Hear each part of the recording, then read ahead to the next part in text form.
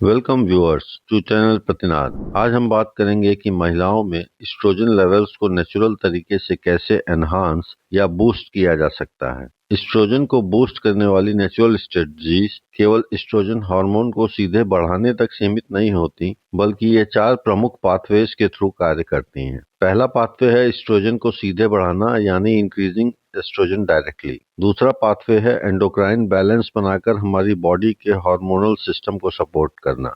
तीसरा पाथवे है oestrogen receptor sensitivity को सुधारना। और चौथा पाथवे है एस्ट्रोजन डिक्लाइन से जुड़े सिम्टम्स को कम करना। ये चारों पाथवेज मिलकर मीनोपॉजल ट्रांजिशन के दौरान hormonal stability, brain functioning, metabolic health तथा इमोशनल वेलबींग को सपोर्ट करते हैं। तो अब हम पहले पाथवे यानी एस्ट्रोजन को सीधे बढ़ाने के नेचुरल मेथड्स की बात करेंगे। इस कैटेगरी में वे तरीके शामिल हैं जो एस्ट्रोजन अवेलेबिलिटी को बढ़ाते हैं या एस्ट्रोजन जैसे इफेक्ट्स क्रिएट करते हैं। इस मेथड में हम फाइटोएस्ट्रोजन रिच न्यूट्रिशन ले सकते हैं। फाइटोएस्ट्रोजेंस ऐसे प्लांट कंपाउंड्स होते हैं जिनकी संरचना या स्ट्रक्चर ह्यूमन एस्ट्रोजन से मिलती जुलती है। ये एस्ट्रोजन रिसेप्टर से जुड़कर ह्यूमन बॉडी में हल्का एस्ट्रोजेनिक इफेक्ट क्रिएट करते हैं। फाइटोएस्ट्रोजेंस प्लांट कंपाउंड्स के प्रमुख सोर्स कुछ इस प्रकार हैं। सोया बेस्ड फूड, इनमें आइसोफ्लेवोन्स पाए जाते हैं जो एस्ट्रोजन एक्टिविटी की नकल करते हैं। उदाहरण के लिए टोफू या सोया मिल्क,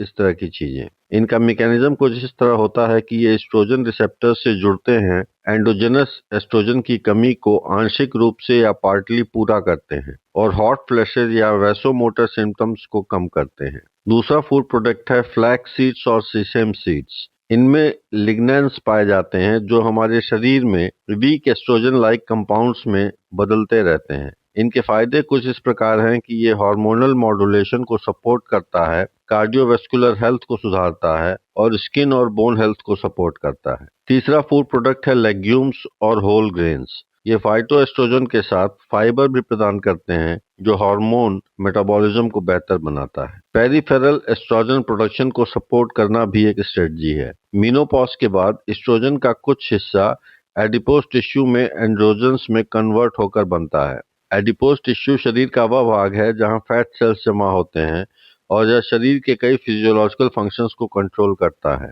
एडिपोज टिश्यू में एक महत्वपूर्ण एंजाइम पाया जाता है जिसे एरोमेटेज एंजाइम कहते हैं। यह एंजाइम एंड्रोजन मॉलिक्यूल के स्ट्रक्चर को बदलकर उन्हें एस्ट्रोजन में बदल देता है। इसलिए अपने शरीर में मॉडरेट बॉडी फैट लेवल्स बनाए रखना, अत्यधिक वेट लॉस से बचना और मेटाबॉलिक हेल्थ बनाए रखना एस्ट्रोजन लेवल्स को सपोर्ट करता है। बहुत कम बॉडी फैट एस्ट्रोजन प्रोडक्शन को कम कर सकता है, जबकि अत्यधिक obesity inflammatory hormonal imbalance create कर सकती है।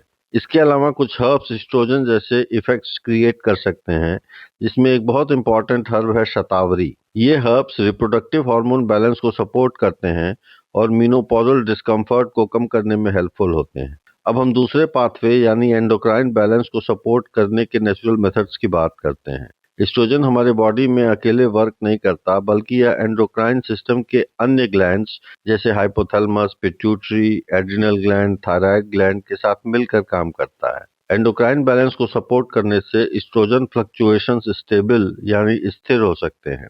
एंडोक्राइन बैलेंस के लिए स्ट्रेस रेगुलेशन बहुत जरूरी है। क्रॉनिक स्ट्रेस कॉर्टिजोल लेवल्स को बढ़ाता है जो एस्ट्रोजन और प्रोजेस्टेरॉन बैलेंस को इन्फ्लुएंस करते हैं। स्ट्रेस मैनेजमेंट के लिए हम नेचुरल स्ट्रेस रिडक्शन टेक्निक्स का यूज कर सकते हैं, जैसे meditation, yoga, mindfulness practice, breathing exercise, spiritual या रिलैक्सेशन एक्टिविटीज एक्सेट्रा। ये करने से हमारा HPA एक्सेस की ओवर एक्टिवेशन कम होती है और इसके अलावा ओवेरियन और एड्रिनल हार्मोन प्रोडक्शन को सपोर्ट मिलता है। एंडोक्राइन ग्लैंड्स की अच्छी फंक्शनिंग के लिए बैलेंस मैक्रोन्यूट्रिएंट का इंटेक या कंजम्पशन भी जरूरी होता है। इसमें जो जरूरी न्यूट्रिएंट्स हैं वो हैं हेल्दी फैट्स, जिसमें ओमेगा 3 फैटी एसिड्स आते हैं, साथ में प्रोटीन इंटेक जो हार्मोन सिंथेसिस के लिए जरूरी होता है, और तीसरी चीज है कॉम्प्लेक्स कार्बोहाइड्रेट्स जो मेटाबॉलिक स्टेबिलिटी के लिए इम्पोर्टेंट है। जो स्टेरॉयड हार्मोन्स होते हैं जैसे टेस्टोस्टेरोन, एस्ट्रोजन, वो कोलेस्ट्रॉल से बनते हैं। इसीलिए हेल्दी फैट्स का इंटेक विशेष रूप से इम्पोर्टेंट होता है। एंडोक्राइन बैलेंस के लिए थायराइड फंक्शन को सपोर्ट करना भी जरूरी है। थायराइड हार्मोन्स रिप्रोडक्टिव हार्मोन्स के साथ क्लोजली जुड़े होते हैं। थायराइड हार्मोन्स को नेचुरल सपोर्ट देने के लिए हमें एडिक्वेट मात्रा में आयोडीन, सेलेनियम, जिंक और बैलेंस न्यूट्रिशन की जरूरत होती है। थायराइड डिस्फंक्शन मेनोपॉजल सिम्टम्स जैसे फटीग यानी थकावट और मूड इंस्टेबिलिटी को बढ़ा सकता है। अब हम तीसरे पाथवे यानी एस्ट्रोजन रिसेप्टर सेंसिटिविटी को सुधारने के नेचुरल मेथड्स की बात करते हैं। जब एस्ट्रोजन रिसेप्टर सेंसिटिविटी अधिक होती है तो कम एस्ट्रोजन लेवल्स होने पर भी हमारे बॉडी में जो एस्ट्रोजन मौजूद होता है वो बेहतर तरीके से काम कर सकता है।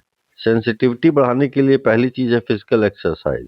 फिजिकल एक्सरसाइज रिसेप्टर सेंसिटिविटी और हार्मोन सिग्नलिंग को बेहतर बनाता है। विभिन्न एक्सरसाइज में स्ट्रेंथ ट्रेनिंग हमारी बोन डेंसिटी को बनाए रखती है, मसल मास को बढ़ाती है, इंसुलिन सेंसिटिविटी को सुधारती है। वहीं दूसरी तरफ एरोबिक एक्सरसाइज से सर्कुलेशन सुधरता है और न्यूरोट्रांसमीटर रेगुलेशन बेहतर होता है। सेंसिटिविटी को बढ़ाने में विटामिन डी का भी इम्पोर्टेंट रोल होता है। Vitamin D estrogen receptor expression और सिग्नलिंग को बेहतर बनाता है। विटामिन डी के नेचुरल रिसोर्सेज हैं सनलाइट एक्सपोजर और vitamin D rich diet. Vitamin D bone density बनाए रखने में भी इम्पोर्टेंट रोल प्ले करता है। सेंसिटिविटी को इंक्रीज करने में गट हेल्थ का भी ध्यान रखना जरूरी है। हमारे गट माइक्रोबियोम में एस्ट्रोजन मेटाबॉलिज्म को एस्ट्रोबोलोम के थ्रू रेगुलेट करता है। गट हेल्थ सपोर्ट करने के तरीके हैं प्रोबायोटिक फूड्स लेना, हाई फाइबर डाइट लेना, फर्मेंटेड फूड्स लेना और एडिक्वेट हाइड्रेशन रखना। Healthy gut bacteria estrogen recycling को बढ़ाकर हार्मोन अवेलेबिलिटी को बढ़ाते हैं। सेंसिटिविटी को एनहांस करने के लिए हमें एंटी इन्फ्लेमेटरी लाइफस्टाइल को भी अपनाना चाहिए। क्रॉनिक इन्फ्लेमेशन हमारे बॉडी में रिसेप्टर एफिशिएंसी को कम कर सकता है। एंटी इन्फ्लेमेटरी मेथड्स हो सकते हैं एंटीऑक्सीडेंट रिच फूड का सेवन करना, रेगुलर एक्सरसाइज करना, प्रोसेस्ड फूड से बचना और स्मोकिंग और एक्सेस अल्कोहल से बचना। अब हम लास्ट और चौथे पाथवे एस्ट्रोजन डिक्लाइन से जुड़े सिम्टम्स को कम करने के नेचुरल मेथड्स की बात करेंगे। यदि एस्ट्रोजन लेवल्स पूरी तरह रिस्टोर नहीं किए जा सकते तब भी symptom management quality of life को बेहतर बना सकता है। इसमें पहला है वैसोमोटर सिम्टम्स का मैनेजमेंट। वैसोमोटर सिम्टम्स मेनोपॉज और पेरीमेनोपॉज के दौरान होने वाले सिम्टम्स होते हैं जो शरीर के टेम्परेचर रेगुलेशन सिस्टम में बदलाव के कारण उत्पन्न होते हैं। इनमें मुख्य रूप से हॉट फ्लैशेस, नाइट स्वेट्स और टेम्परेचर सेंसिटिविटी शामिल होते हैं। ये सिम्टम्स एस्ट्रोजन लेवल में गिरावट के कारण हाइपोथैलेमस की थर्मो रेगुलेटरी फंक्शनिंग को प्रभावित करते हैं और उन्हीं से उत्पन्न होते हैं। इसमें जो हेल्पफुल स्ट्रेटजीज हैं वो हैं कूलिंग टेक्निक्स, योगा और breathing exercises, phyto estrogen intake और हर्बल रेमेडीज। ये हॉट फ्लैशेस और नाइट स्वेट्स को कम करते हैं। दूसरी चीज है कॉग्निटिव हेल्थ को सपोर्ट करना। एस्ट्रोजन डिक्लाइन हिप्पोकैम्पस और प्रीफ्रंटल कॉर्टेक्स फंक्शनिंग को इन्फ्लुएंस करता है। इससे निपटने के लिए हमें नेचुरल कॉग्निटिव सपोर्ट दे सकते हैं, जैसे मेंटल स्टिमुलेशन एक्टिविटीज करना, नई स्किल सीखना, मेडिटेशन करना और सोशल इंटरेक्शन। ये चीजें हमारे कॉग्निटिव रिजर्व को बढ़ाते हैं। एस्ट्रोजन डिक्लाइन से जुड़े सिम्टम्स को कम करने के लिए तीसरी चीज है इमोशनल स्टेबिलिटी को सपोर्ट करना। एस्ट्रोजन डिक्लाइन सीरोटोनिन और डोपामाइन सिस्टम्स को प्रभावित करता है। इससे बचने के लिए जो नेचुरल इमोशनल सपोर्ट स्ट्रेटजीज हैं वो हो सकती हैं काउंसलिंग या थेरेपी की मदद लेना, सोशल सपोर्ट सिस्टम डेवलप करना, क्रिएटिव एक्टिविटीज में एंगेज होना या माइंडफुलनेस प्रैक्टिस करना। एस्ट्रोजन डिक्लाइन से जुड़े सिम्टम्स को कम करने के लिए स्लीप रेगुलेशन भी जरूरी है। मेनोपॉज के दौरान स्लीप डिस्टर्बेंसेज एक आम बात है। नेचुरल स्लीप इंप्रूवमेंट की स्ट्रेटजीज हैं फिक्स्ड स्लीप रूटीन बनाए रखना, बेड टाइम से पहले स्क्रीन एक्सपोजर को कम करना, रिलैक्सेशन टेक्निक्स अपनाना, प्राणायाम करना, देर शाम कैफीन से बचना एटसेट्रा।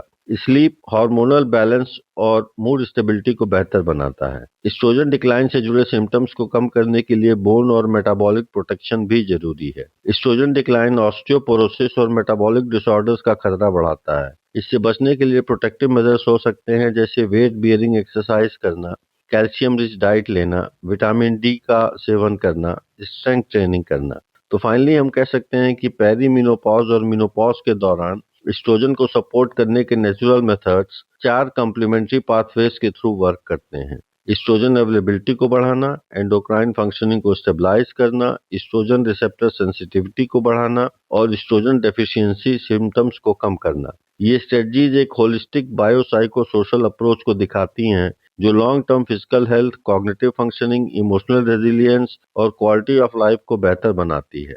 इन मेथड्स को मेडिकल गाइडेंस तथा पर्सनलाइज्ड लाइफस्टाइल प्लानिंग के साथ अपनाना अधिक बेनिफिशियल और प्रोडक्टिव होता है। Thank you viewers for watching channel प्रतिनाद।